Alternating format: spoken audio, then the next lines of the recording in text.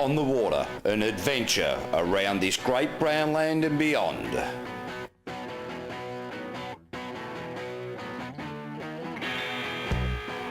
Strap on your life jacket and get set to get wet on the water. We check out the finals of the Australian drag boat titles. And as racing progressed during the day, the mod stock category up to 85 mile an hour, and there were a couple of standout competitors looking like they might get into the finals. They were Bender and Chase the Ace. And we spoke about competition between different hull types and inboards and outboards. The Superstock category was a fantastic example of that, where the Summerford STV with the 2.5 litre Mercury on it, Kate's, was doing very well through their heats, as was Under Siege. Armageddon put on a good battle all day, working its way through the heats, as did Cocaine in the Pro Comp up to 115 mile an hour category. And the Unlimited outboards did battle all day, and two of the ominous looking competitors in this class were Control and Tennessee. They were looking good to go to the finals. And the most exciting displacement class in all of powerboat racing, the blown alcohol displacements, put on a fabulous display all day of hard and fast racing, and three boats were looking good to go into the finals. It was Stone Cold, Gasser and Unleashed. And Justin Foote in his newly acquired dog-style hydroplane knocks off Altered Image with a top speed of 147 miles per hour.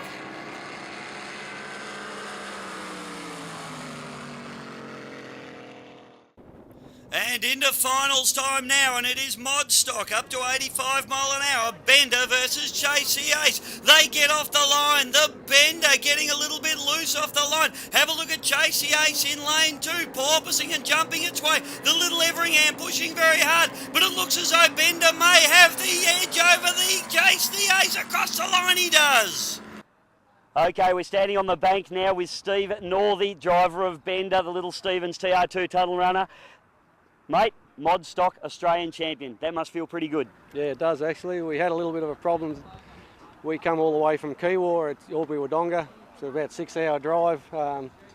We nearly had a flat tyre on the way here, and then we had a few problems all day, and it just sorted itself out at the right time, which is good. Mate, the boat looked fantastic. It's a beautiful little boat here, and it's done a great job for you today. I've been told that I'm allowed to mention I am a holder of the Australian title in this class as well, so we're brothers in that category, bud. But look, congratulations. Well done to yourself and your team. It's a big effort to bring the boat. Good on you. And it's finals time now for Superstock up to 95 mile an hour. Out of lane 1 we've got Under Siege, and out of lane 2 the outboard Kate's. It's inboard versus outboard as they both get on it. The Everingham, the Under Siege machine, Kate's, the Summerford STV with the Mercury horsepower as they charge down to the finish line. The outboard takes the win for Superstock. Down here now with the winner of the Superstock category, Simon Kerwood. Simon in the beautiful Summerford STV, a boat that I must say I have had the privilege of driving when the previous owner had it. Mate, you've really sorted this boat out. You've won the title here this weekend. You must be wrapped. I'm stoked. It's been a long time coming, a couple of years coming, and Tell us a little bit about the boat, because it's quite different to a lot of the outboard mono hulls that we see around the circuits. It's a 97 STV Summerford Euro ski. A lot of people call it a pickle fork. It's really called an air entrapment hull. It's from America. Very common over there, but it's very popular too. Yeah, they do a lot of drag racing with these over there, and you're certainly stepping it up a notch over here. Well, they use a different deck, but this is my ski boat actually. But I've been racing it for the last couple of years, and when I pull my finger out, get something else going, I'll keep on doing it. Oh, mate, and I guess that's the advantage of coming drag boat racing. You can bring your family ski boat down and give it a run in the drags as well. There's a category for everyone. That's it. I just take the back seat out, put that cowl in, and away we go. And the Superchargers hitting the course now in the Pro Comp division up to 115 mile an hour. Cocaine, the flat bottom out of lane 2, and the Everingham, Armageddon out of lane 1 as they come storming down to the finish line. It's Armageddon taking the win in Pro Comp. Tony Tippel, the Armageddon Everingham machine, you've just won the Australian titles. How does that feel? Oh, it feels wonderful. Yeah. Mate, it's been a long weekend, a lot of work for the crew. They've put together a great package. Yeah, no, they've done it real well. I mean, hey, at least I've won on the day, so that's all. Well, that's exactly what it takes, and you know, a few frothies this evening. If we can get some, yes. Tony, congratulations. Thanks, Dave, man. And unlimited outboard final time now. It's OMC Evinrude versus Mercury. Control versus Tennessee as they charge down the liquid quarter mile. It's a hard run from both boats, neck and neck, but it's going to be Control takes the win. Okay, I'm sitting on the deck of Control with the current Australian Unlimited Outboard Drag Boat Champion, Rodney Rocket Dillon. Mate, how does it feel to have taken the title down, a title that you and I now share? Well, it's been a long time coming. Actually, it's the first attempt I've tried at it, so I'm pretty happy about doing that. But you saying that you had it made me want to go and have a go at it too, so happy to do that and then happy to be here. You figured, mate, if I could win one, it couldn't be that hard, I suppose? No, you've got a pretty good CV, mate, and trying to live up to that's pretty hard, actually. Now, I think you've got a few people that you quickly need to thank, Rocket. Yeah, Guy, I've got to thank Guy Hansen, the engine builder and all-round nice person. Stevie helps me out, all the boys, the VROC, Outboard Racing Victoria. Couldn't have done it without them.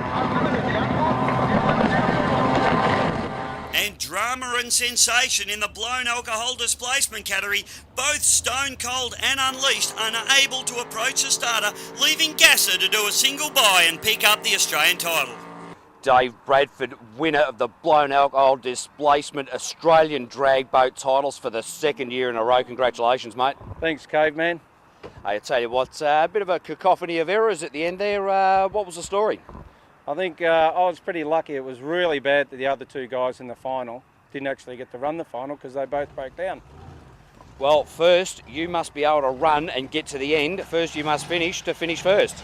Yeah, well, the boat's, that's correct. The boat's made to do 80 kilometres every river race, so it's not a drag boat, it's a ski race boat, so hopefully it should have done that like that maybe 80 times, but sometimes they don't.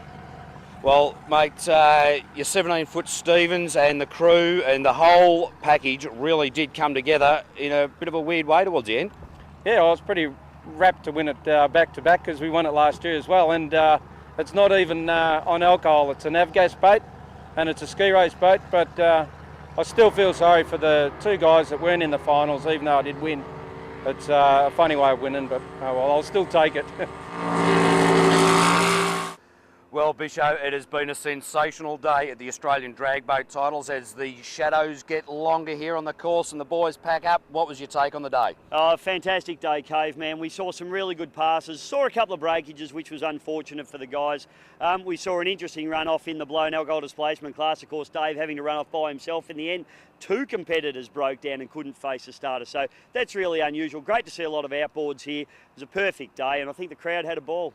Look, the crowd was absolutely huge, and I think that's actually the best crowd they've had at a meeting all year, and that just goes to show the support that the drag boat fraternity is actually capturing these days. Yeah, no, look, it's a great day, and if you're in local Melbourne, you know, it's pretty easy to come down to the National Water Sports Centre here at Patterson Lakes in Carrum and have a great day, and it's not too hard to get home at night. So if you're in local Melbourne, I'd suggest get down to the next drag boat meeting. They're fantastic. It is always awesome.